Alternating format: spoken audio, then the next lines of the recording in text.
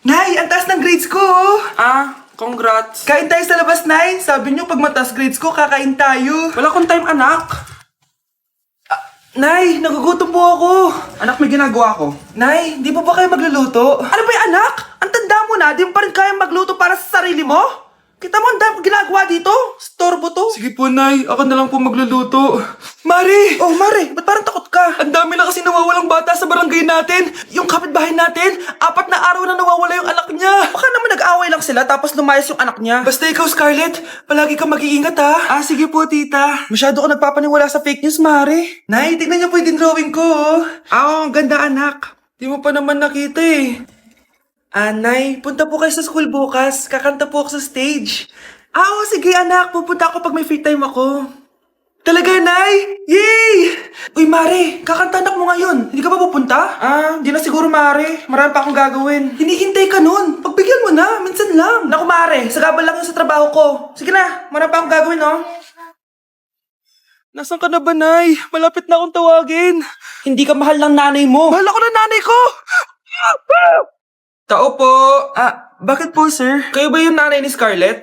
Opo. Ma'am, nawawala po yung anak nyo. Ano? Si Scarlett? Aware naman siguro kayo na maraming nawawalang bata dito sa barangay natin, ma'am. Scarlett? Yung iba, ma'am, hindi na namin nahanap. Napakawalang kwenta mong nanay. Disturb mo yan. Ano kaya pwede makain? Lo, walang makain. Sino yun? Aba, gising pa pala tong batang to. Pinumulto na ata ako. Anong multo, ha? Bakit gising ka pa? Nay, anyari sa'yo? Umalis ka sa katawan ng nanay ko. Kulay pink lang yung mukha ko, di mo na ako makilala. G2G pink clay stick lang to. Para saan yan, Nay? Super dull kasi na skin ko before. Simula ginamit ko to, nakaka-instant brightening at nakaka-smooth talaga na skin texture. 2 times a week ko to ginagamit kaya ang ganda na ng skin ko ngayon. O diba, glass skin, grabe. Wow, ang galing pala niyan, Nay. Pwede ko bang kainin yan? Patay gutom ka talaga. Oh, mag-skincare ka na lang. Tignan mo, oh, mukha ka na multo, kakapuyat mo. Oh, ito, gamitin mo to. Sige, Nay, maglalagay ako. Anak, pinalang kita ng bagong cellphone at bagong tablet. iPad, tapos iPhone. Nay, para saan to? Sus, nagmamaang-maangan ka pa. Kala mo di ko alam na with honors ka sa school. With honors? Oo, Nay. Deserve mo yan, anak. Oo, Nay. Deserve ko to. Ganda nito. Pupuntahan pa na natin yung teacher mo. Magpapasalamat tayo. Nay, wag na. Patay ako pag nalaman ni nanay na jowa ko yung teacher. Ay, naku, bilisan mo, tara na. Sige po, Nay. A few moments later. Hello po. Hello po, ma'am. Napadaan po kayo dito. Ma'am, gusto ko lang po magpasalamat dahil with honors yung anak ko. Wala yun, ma'am. Nay, uwi na tayo, tara na. Kahit palagi di pa mapasok at bagsak yan sa lahat ng subjects. Anong sabi mo? Bagsak? Oo, ma'am, bagsak. Pero dahil mabuti siyang jowa sa akin, with honors pa rin siya. Ha? Jowa mo yan ako? Opo, ma'am. May problema po ba? Aba, child abuse na yan I-report kita. Manda ka. Ikaw naman, pinatulan mo yan? Ang tanda-tanda na yan Nay, magpapaliwanag ako. Fake news lang palang with honors ka. Ibalik mo sa akin lahat ng binili ko sa'yo. Ang makakasagot na to may plus point sa akin. What is 2 times 2? Ma'am ako, ma'am. Wala bang gustong sumagot? Ma'am, alam ko po yung sagot. Times 2. Ma'am. Okay, Samantha. 2 times 2 is 4. Very good. May plus 5 ka sa akin. Ang daya naman. Kanina pa ako nagtataas ng kamay. Ma'am, pwede pa po ba ako mag-take ng quiz? Absent kasi ako kahapon Ay, hindi na! Absent pa more! Tatamad-tamad ka kasi mag-aral! Nagkasakit po kasi ako, ma'am. Oh, ano gagawin ko? Ma'am, pwede ba ako mag-quiz kahit absent din ako kahapon? Oo naman. Ito, magsimula ka na. Thank you po, ma'am. Bakit siya pwede mag-quiz, ma'am? Bakit? May problema ka ba? Oo, may problema ako. Favoritism ka. Palagi na lang sa Samantha yung binibigyan mo ng chance. May galit ka ba sa akin, ma'am? Sabihin mo. Hindi ako galit sa'yo. Pero sa nanay mo, oo. Wag na wag mong dadama yung anak ko sa problema mo sa akin. Nay, anong meron? Yang nanay mo, pabida. Dapat ako yung top 1 ng high school kami. Alam naman natin dalawa na deserve ko talaga maging top 1. Hindi kagaya mo, binabayaran yung school para tumaas ang grade. Totoo ba yun, Nay? Sinungaling ka. Mana ka naman para sa nanay mo, Samantha. Nga pala, alam na ng principal yung pagiging favoritism mo. Good luck na lang sa'yo,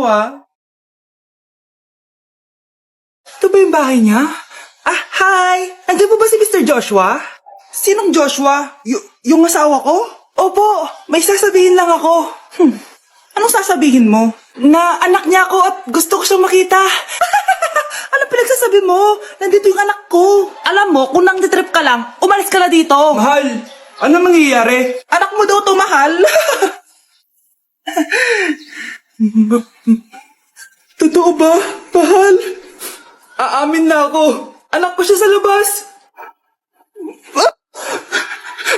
Niloko mo ako! Oh anak, ba't nandito ka? Ah, Nay, pinuntahan ko lang po si tatay. Ikaw yung nanay niya? Oo, bakit? Mga walang iya kayo! Ba't kayo tumatawa? It's a prank! Na-prank kita, mahal! Na-prank ka namin, Mare! Walang prank-prank dito! Huwag ka lang uwi dito! Manaloko ka! Mahal! Mahal! Prank lang yun! Prank lang yun! Lumayas ka dito! Layas! Okay, class, let's start. Scarlett, sorry po ma'am, late po ako. Ay, bawal na pumasok kapag late. Doon ko sa labas. Hintayin mo matapos yung subject ko. Ma'am, pero... Labas!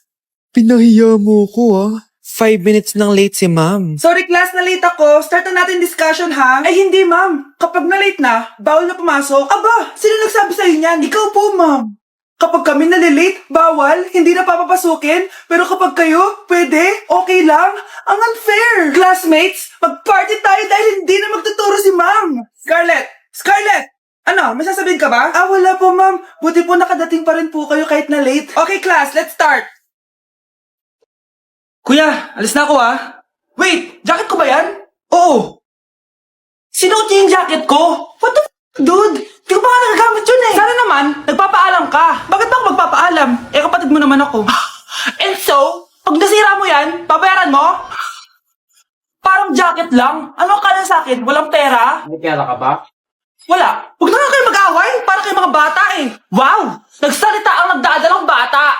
Ha? Buntis ka ate? Ako? Buntis? Buntis ka ba talaga? Bloated lang ako sis. Bloated? Ano ito nakita ko sa CR? Positive oh?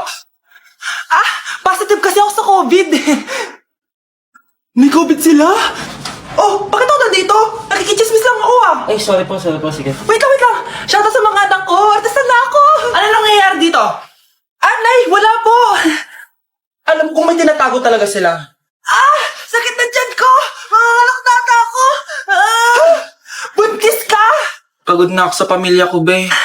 Huwag ka na magalit, Nay. Blessing to. Sino ang tatay niyan? Ako ang tatay! Na-invite ako sa isang special event. Gagala na naman ako dito. Aba. Saan ka na naman pupuntang bata ka, ha? Hindi ka talaga napipirme sa bahay, no? Nay, payagan mo na ako. Maraming artista doon, tas marami ding pagkain. O sige, pagdala mo ako na pasalubong, ha? Tsaka pa-shoutout mo ako sa mga artista doon. Yes, magre-ready na ako, Nay, ha? Oh, nauna pa kayo sa akin, be? Outfit check! This is my outfit. Actually, the theme is Purple Business Extravaganza. Basta purple, wear something purple. Let's go! I'm so excited, guys, kasi balita ako may mga artista daw doon. So, I'll see you guys on the venue. So nakadating na tayo sa venue at invited tayo sa launching ng Pinoy Drop Ball ng Bingo Plus. Pagdating pa lang namin, pinatry na sa amin agad yung Pinoy Drop Ball. So ayun na nga, tinaya ko lahat ng token ko. So ayan guys, hinulog ko na yung 3 bola. Sobrang familiar ng laro na to kasi nakikita ko to sa mga perya dati. Charan! O diba, nanalo agad tayo ng 2. Sobrang useful ng mga napalalunan ko guys. At pumasok na kami sa mismong venue at sobrang ganda guys. At ito yung mga isi-serve na pagkain sa amin guys. Grabe, ang sarap talaga ng mga sinerve nila at ngayon lang ako nakatikim ng mga ganyan be. So ayun, nilaunch na nga yung Pinoy Drop Ball ng Bingo Plus kasama si Maine Mendoza na napakaganda. After ng big reveal, binigyan kami ng performance ng alamat. Grabe, sobrang galing nila. At eto pa be, kumanta ng napakalapit sa amin si Miss Julie Ann San Jose. Grabe, mukha siyang anghel guys. Sobra talaga kami nag-enjoy dito guys dahil ang dami naming na-meet na tao. At isa pa dito, sobrang saya ng mga activities nila. Paglabas nga namin, inabutan na kami ng ulan pero okay lang kasi nag-enjoy naman kami. So yun lang, thank you guys. Kyle, anak! Uuwi yung mga kapatid mo! Talaga, Nay! Tagal kong hinintay ito. Grabe! Akala ko nakalimutan na nila tayo kasi successful na sila eh. Miss ko na sila. Tagal na din nung last na pumunta sila dito. O sige na anak, hintayin mo sila sa labas ha? Maghahanda lang ako ng kakainin natin mamaya. Uy, Kyle, balita ko, uuwi yung mga kapatid mo ah. Opo, tita. Paano niyo po nalaman? Basta! Siguro proud yung nanay mo kasi successful yung mga anak niya, no? Oo naman, tita. Nagbunga lahat ng paghihirap ni nanay sa kanila. Deserve niyo yan. Malapit nyo nang malaman ng totoo. Walang sikretong hindi nabubunyag. Pasok na po ako, tita. Sige. Hello, Nay! Nandito na yung anak mong doktor, all the way from New York! Hi, Nay! Nandito na yung anak mong teacher, all the way from Central Elementary School! Hello, Nay! Nandito na yung anak mong engineer. Naiyak naman ako. Nakumpleto din kayo magkakapatid. Sana nakikita to ng tatay niyo. Masaya ako na nandito kayo, ate, kuya. Sana maging successful din ako na kagaya niyo. O siya na, kumain na kayo ha. Galing pa kayo sa malalayo eh. Wow naman, Mare. Bigatin na yung mga anak mo. Saya-saya. Oo naman, Mare. Ilang taon din akong kumayod para mapagtapos lang sila. Pero worth it naman, di ba? Teka, Mare, para mas masaya, may kailangan kang malaman. Ha? Ano to, Mare?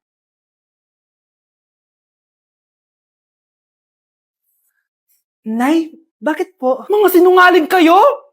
Paano niyo nagawa sa akin to, ha?